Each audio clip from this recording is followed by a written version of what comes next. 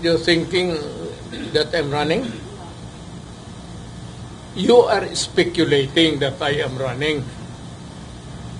Is that the popular notion sa... Yes.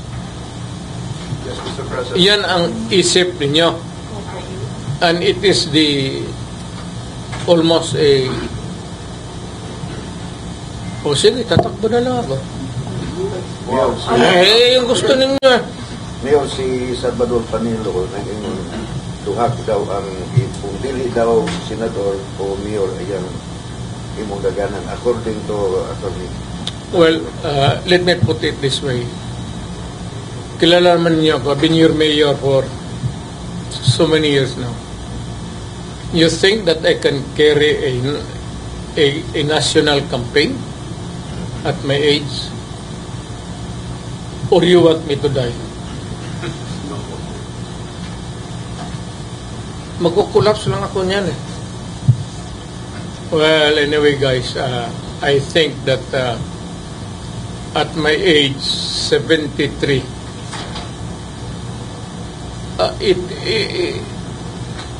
mukhang hindi ko na kaya. Let us be realistic about it. Pero are you considering local position? Well, I am open to suggestions from the media. What do you think I should be gunning for? You yan. Mayor. Who else? Ikaw. Sino pa? Of course. Mayor. Mayor tayo. Mayor, sure. Kaya mo pa, Mayor. Kaya mo pa. Sure, Basta, Mayor. Yan ang gusto. Is it a public clamor? Sa media? Well, is the media's sentiment now reflect the Yes, of course. community ano? Yes, of course. Gusto ng tao ibig sabihin? Yes, yes. Sige, mag-mayor tayo. Mayor Baste and What will happen to Mayor Baste? He should be the vice mayor. Kasi ako matanda na 73 ako ngayon. I should be, I think about mga 75, 76.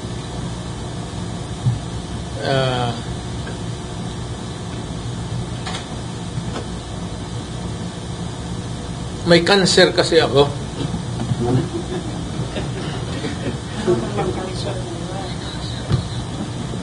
Makakalaan yun lahat ng tao healthy.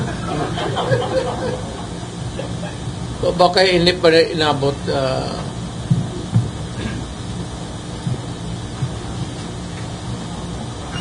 it's going to be Duterte. Are you going to appear kasi yung Quadcom ng Congress wants you to appear sa... well, if it's their pleasure, why not? So are you going to... Yes. Anong gusto niyang malaman sa akin? They're investigating yung extradition Ako totoo yan. relations sa Pogo and other Wala ako na. Wala illegal drugs. wala tayong pugo. Kaya nga namamatay yung mga tao dito dahil dyan sa illegal drugs. Pugo, that is, we are too far away from that. Hindi mo ka alam maglaro ng pugo? Alam mo maglaro ng pugo? So you're going to appear, Mayor, Sa Congress? well, if they will invite me, I just hope that they would ask educated questions. How do you feel, Mayor, na yung mga pulis natin, Karma, De Leon, and other PNP, kinipisa, ngayon contempt sila mukhang hindi makaka-Christmas with their family dahil... They will have court on legally. Ikukonsulta ko sa mga abogado. I would leave it to the lawyers to So, hindi ako practicing lawyer. So I would not know the dynamics of what are the rules now. All that I can do is to provide them with lawyers. Tutulong talaga ako sa police pati military. Lalo na in the performance of their duty, itataya ko pati ang sarili kong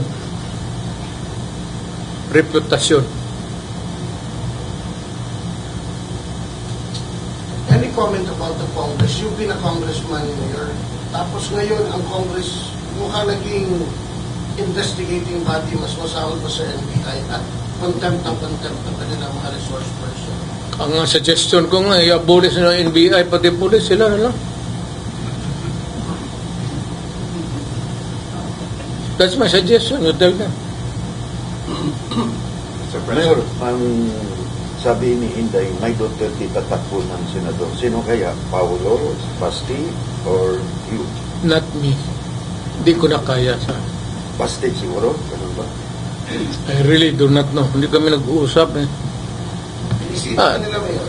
Truth to tell, we have yet to sit down at this very late filing na of what we would like things to happen sa aming political life. Ako, I'm ready to retire. Hindi naman ako sa marunong, but maybe the desire to be senator, mayor, or nandyan, but ang problema, ang katawan, ang hindi na.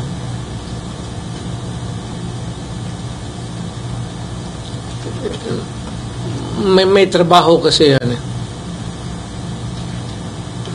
And if it would entail or require me to travel a lot, physical movement, mukhang hindi ko na. May ano kasi ako, may imbalance. Kasi yung pera ko sa right pocket, pati sa left, hindi it's not even. Wala na ang pera eh. Kaya baka tatakbo ako, totoo. Mayor, sino pang dadagdag sa PDP line-up for senators? Sa totoo talaga, frankly, wala pa akong hindi ko pa na I have yet to read the list na nag-file ng ano nila, candidates. Hindi ko alam sino yung nagtuloy, sino hindi. Kuya Mayor, kung sa'y debate sa usa ka famous nga Rodrigo Duterte nga aniyang apo na nakaroon sa politika. Si Rico Duterte nag-file na sa iyang COC for councilor. How about Kapitan Omar Duterte? Will he file for congressman in the 2nd district of Davao? Gusto man siguro nila ako ilatanan, ihatag na lang nila. Give it to them. You know, ito adre wala itong ano. Do you know the reason why? It's because we come from a political family. Even in the now, post-war, basahin ninyo, i-google nyo ninyo, nandyan yan eh. Post-war, right after, ang tatay ko naging mayor na ng Danao, which is a city now. Hindi talaga nawala sa politika. Pagdating dito, he served for a few years as a secretary to the board or provincial secretary, they call it. Then politics again. And sa ganyan. So, political family kami. I am not surprised even if I do not want them to, kasi magulo, hindi naman walang kwenta. pangit naman pakinggan, pero merong trabaho mas maganda pa dyan sa magiging politiko. Hindi ka naman magnegosyo ka, magyayaman ka. Ngayon, kung pasok ka ng politika, magnakaw ka talaga. To assure you of a comfortable and luxurious retirement. Kung hindi ka marunong magnakaw, I think that at one time sa buhay mo as a politician, you better stop and think of going into a more profitable or productive life. Hindi ka makaasa dyan sa sweldo. Kailangan ka magnakaw. Ngayon, kung hindi ka marunong magnakaw, paano mo nakawin? You have to falsify, you have to ghost project. Hindi natin kaya yan. Kasayang naman ang iniwan ng tatay ko na ito naabutan pa man ni John Ledesma. Kasayang naman yung legacy ng tatay ko tapos sisirain mo lang ng gano'n. I mean, makinabang pa siguro ang next generation, mga apo ko. President, Mayor, would you like to comment? Kasi pagdating ngayong election, sabi-sabi, yung mga Nograles, itatakbo, yung tatlong Nograles. Ano yung reaction? Sige mo nila takbo. Sige lang lang kami hintay. Well, alam mo, modern day, lumipas na yung Almendras, Duterte, Veloso. May bagong crop, and there will always be contenders for public office. You should not begrudge the Nograleses if they also want the distinct honor of being their public office, congressman, mayor, or what else. We do not have the monopoly of ambition and desire.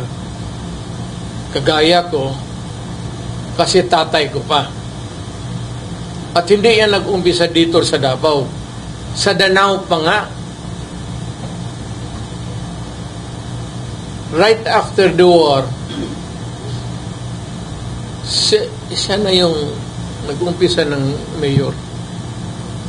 Tapos pagpunta niya dito, parang continuity of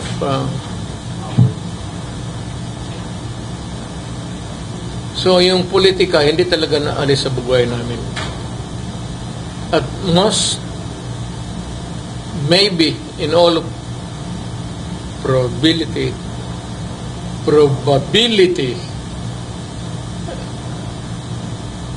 mukatay pa na sa among mga apo. May yung mayor sa gawas lastly sa pagpailing Martis man nagnaningit lang Nograles sa Duterte.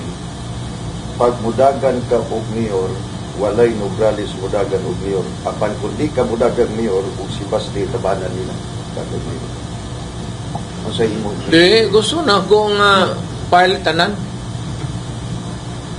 Para bibo. Pangit naman yung eleksyon na ako lang dyan.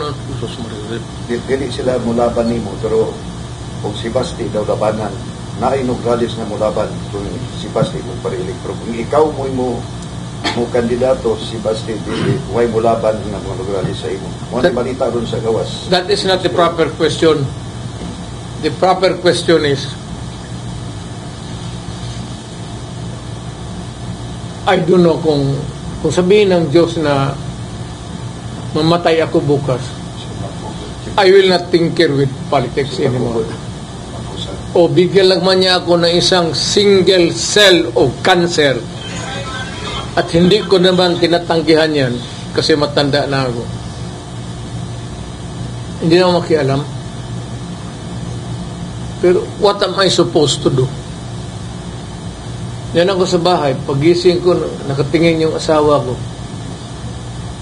Pag uwi niya, nasa sopa ako, nagbabasa ng newspaper, tinitignan niya ako. Pag uwi niya sa gabi, nandiyan sa TV ako, nagatingin. Masama ang tingin niya sa akin. Ano ang dapat gawin ko? Magpalit ng asawa, patayin ko yung asawa ko, o I find something productive outside. Find something to talk about. Yes, because alam mo, kung magtrabaho ka, you get to solve so many problems, and marunong naman ako magtrabaho siguro, dumaan naman ako dyan. At sa awa ng Diyos, I would not judge myself, but I would say that binigay ko lahat, yung pagkatao ko, yung edukasyon ko na nakuha ko, I was able to make use of my being a law practitioner, then being a prosecutor, then being a congressman. President. You're trying to raise your hand kanina. Sige. Mayor, Mayor, I would like to get your reaction regarding you. Kasi yung may ibang, naayon bang hukbog sa taong Luzon na member na na ubalhin sa other party. What is your take on that? Good. I do not want to have a heavy machinery. Mas mabuti. Frankly, bakit? Minus ang gastos mo.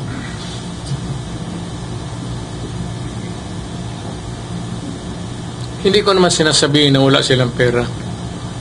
Pero if you're the head of the party, kung baka tatakbo ako ng mayor,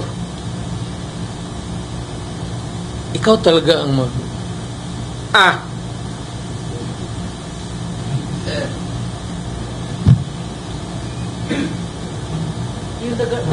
mas mabuti sabihin mo sa kanila na ang request ko, my earnest request, is lumipat na sila para makamura ako.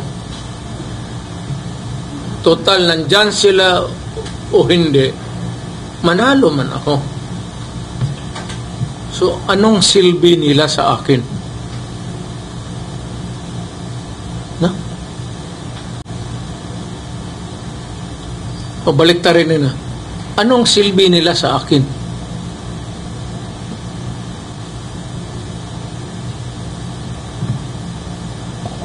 So, Mayor, you are right. Walking na lang siguro, matanda na eh. Confused ako sa sinabi mo. Hindi pa. Information that you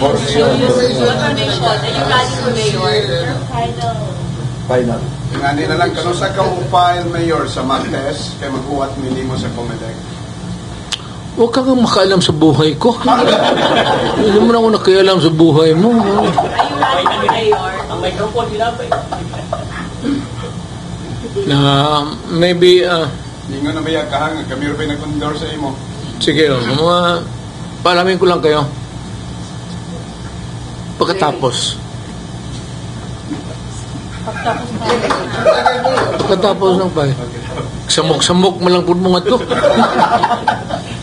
Yung kamera, chik. Alam mo, ang 30 years na ako dyan, nagsawa. Huwag kayo ma-insulto ha, pero sawa na ako ng gano'n. Mayor, kung sa'yo kasulti, di mo ko na mga kuna. Mayor, kung sa'yo kasulti. Mayor, kakailangan. Mayor. Labayan ba ito?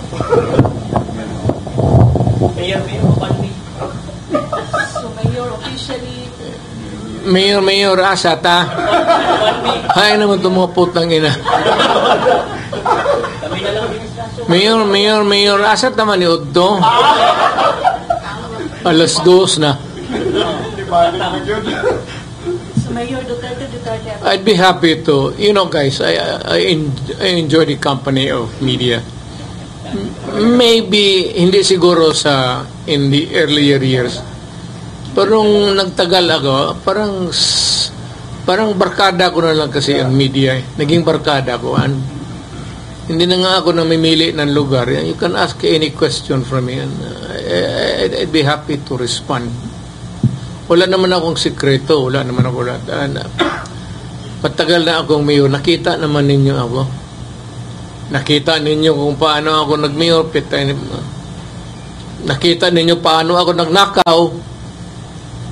Kung may makita kayo, kasi ako mismo ang nagnakaw, hindi ko nakita kung saan yung putang inang ninakaw ko.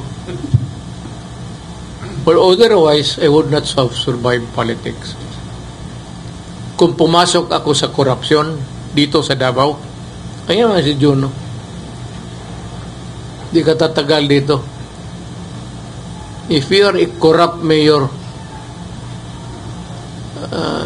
maybe limited ka, pinakamataas mo 1 term. Hindi mo matago yung City Hall, paano mo nakawin yung pera.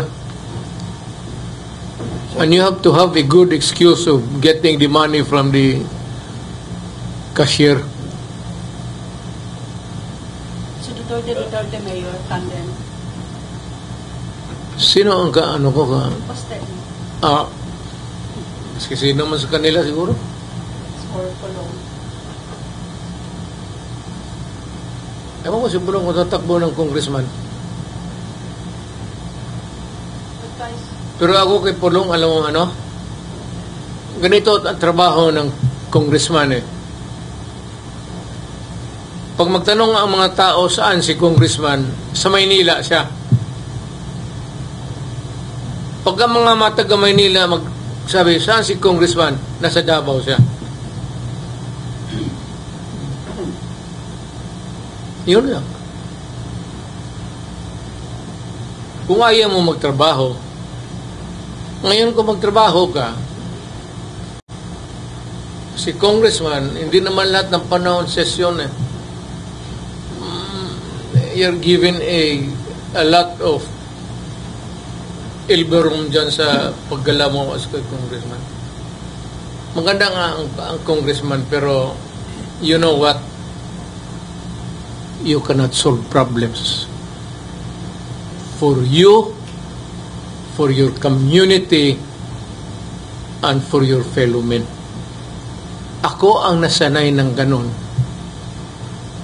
Kaya mas hinahanap ko yung trabaho na yan. Hindi ako pwedeng congressman. Gusto ko makinig ako sa opisina, mag-upo sila dyan. Ano problema mo? Sir, ganito sir, yung asawa ko, away kami, tapos iniwan ako, sumama sa ibang lalaki. O, padala mo pa ng pera, sabi mo, manong balik dito.